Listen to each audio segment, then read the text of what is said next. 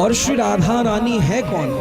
एकम ज्योति रभु द्विधा राधा माधव रूपकम। एक परम ज्योति थी इस संसार में, एक परमात्म तत्व था। वही परमात्म तत्व प्रकृति के रूप में स्थापित हुआ, हम सबके लिए माँ बनकर आ गया, और वही भगवान बनकर आ गया। जो भगवान बनकर आए वो कृष्ण हो गए, और जो प्रकृति माँ बनकर आई वही किशोरी लाडली राधा हो गई। तो ऐसा सुंदर वर्णन है। ये देखने में दो हैं पर इनके अंदर एक भी अंतर नहीं है। रूप बेल प्यारी बनी, प्रियतम प्रेम तमाल, दौ मन मिल एकई भय, श्री राधा वल्लभ लाल। जैसे कोई बेल तमाल के वृक्ष पे चढ़ जाए और चढ़ने के बाद इतनी एक दूसरे में रम जाए कि दो वृक्ष एक संग हैं पर उनके बीच में कोई अंतर पता नहीं चलता, ऐसा ही इनका स्वरूप है। और अगर विचार करा जाए श्री राधा रानी कौन है, तो स्कंद पुराण में कहा गया श्री कृष्ण की आत्मा ही श्री राधिका है। श्री कृष्ण की अलग अलग शक्ति है, संगनी शक्ति है, माया शक्ति है और आह्लादनी शक्ति है। जो शक्ति श्री कृष्ण को आनंद देती है, जिस शक्ति का स्मरण करके श्री कृष्ण खुद प्रसन्न होते हैं, जिस शक्ति का स्मरण करके भक्तों पर कृपा करते हैं, अनुग्रह करते हैं, उस शक्ति का नाम क्या है? उस शक्ति का नाम है श्री राधा। तो इन कारणों से श्रीमद् भागवत का ये स्वरूप रहा। और अगर किशोरी जी के विषय में विशेष पढ़ना हो तो पद्म पुराण में, ब्रह्म वैवर्त पुराण में, गर्ग संहिता में इतना बृहद लेखन करा गया है। वृंदावन के रसिकों द्वारा श्री राधा रसुदा नदी में कह रहे हैं, यस्या कदापि वसनांचल खेलनो तत्, धन्याति धन्य पवनेन कृतार्थमानि, योगेंद्र दुर्गम गति मधुसूदनोपि तस्या नमोस्तु वृषभान विभूति चेपि। कह रहे हैं यस्या कदापि वसनान, जिसके वसन, जिसके आंचल से निकलने वाली वायु किनके पास जाती है? जो योगियों के लिए भी दुर्लभ है, जो बड़े बड़े सिद्ध संतों के लिए भी दुर्लभ है, जिनके लिए यम ब्रह्मा वरुणेंद्र ये सारे देवता लाइन लगाकर खड़े रहते हैं। ऐसे भगवान कृष्ण पर जब श्री लाडली की चुनरी वसन से निकली हुई वायु उनके मुखमंडल का स्पर्श करती है, उस समय श्री कृष्ण को जो आनंद होता है उसकी सीमा नहीं है।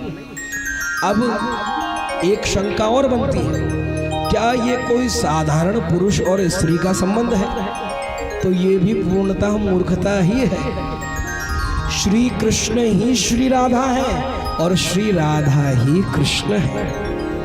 एक बार की बड़ी सुंदर लीला है, आपको समझा मैं। एक बार श्री राधिका क्या कर रही हैं? अपनो श्रृंगार कर रही हैं, और श्रृंगार करते हुए श्याम सुंदर पीछे आए हैं।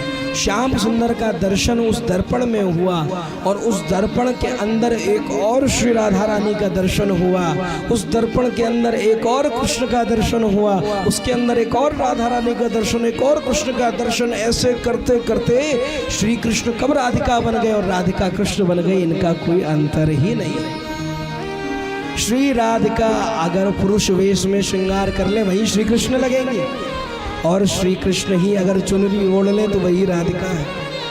इनके बीच में कोई भेद नहीं है।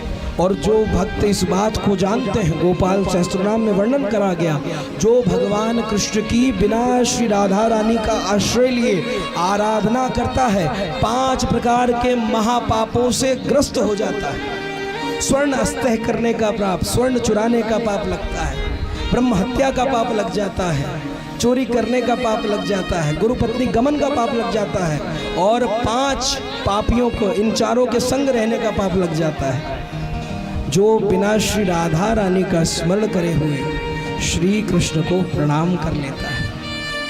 आप देखो कितना कृष्ण भक्त हो, अगर बोलेगा तो राम राम।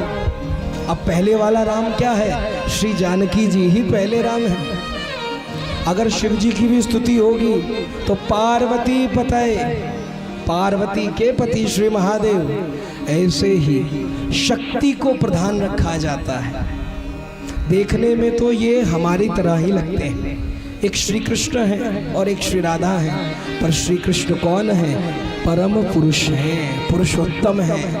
वेद जिनको कह रहे हैं, जिनके सहस्त्र शीर्ष हैं, ऐसे महिमा मंडन वाले ब्रह्मादि आदि देवता जिनकी स्तुति करते हैं, जो ज्योतिष स्वरूप में हो जाएं तो निराकार ब्रह्म का स्वरूप ले लेते हैं, और जो साकार हो जाएं तो बंशी बजैया कृष्ण कन्हैया के रूप में प्रकट हो जाते हैं।